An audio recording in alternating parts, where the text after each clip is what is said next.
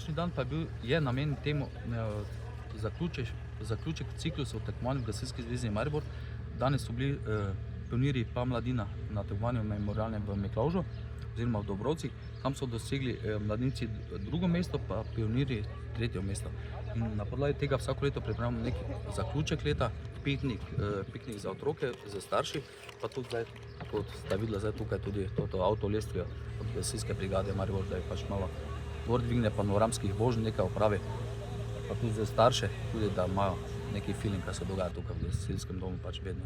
Ob tej priložnosti hvala lepa, da spodbujate našo mladino, da jo lahko vzgajamo v pravem gasilskem duhu, da, kot ste videli, smo marsikaj letos osvojili, torej verjamem, da ste uživali na vseh vajah, velikokrat smo se nasmejali, smo imeli lepe trenutke, predvsem pa bi rad letos izpostavil gasilsko tekmovanje, torej državno gasilsko tekmovanje v Gorišnici, katerega smo se udeležili z mladinsko ekipo.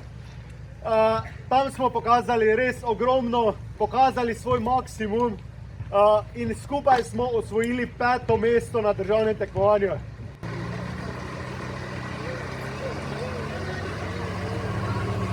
Že kar nazaj moče 20 let intenzivno delati na mladini, pionirji mladina, ker to, bom rekel, otroci rastejo. Pol pa imamo jasno cilj od tega, da od mladinca že dobimo neke pripravnike, pa pol tudi grejo lahko v šolanje dalje za operativne gasilce. Ker iz tega pol mi kader dobivamo, da lahko pol pač služimo svojemu namenu. Uspehi zadnjih let so vidni, naši najmlajši so v lokalnem nivoju med prvimi, na nivoju Gasilske zveze Maribor, med prvimi na nivoju Mariborske gasilske regije, ki pokriva 4 gasilske zveze, tudi med prvimi, bom rekel, na državnem nivoju pa čisto blizu prvih 3. Tako da takega uspeha še v zgodovini našega gasilskega društva, ki je pred 2 letoma praznovalo 110 let, še nismo imeli. Sicer z mladino smo se v našem društvu začeli ukvarjati leta 1980.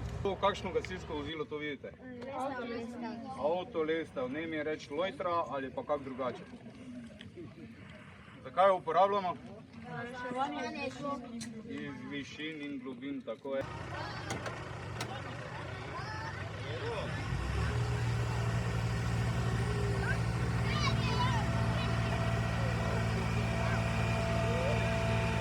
V košari se boste držali mojih navodil, če bo pa kjerga strah, boste mi pa povedali. Ker ni prijetno. Gre v višino 37 metrov.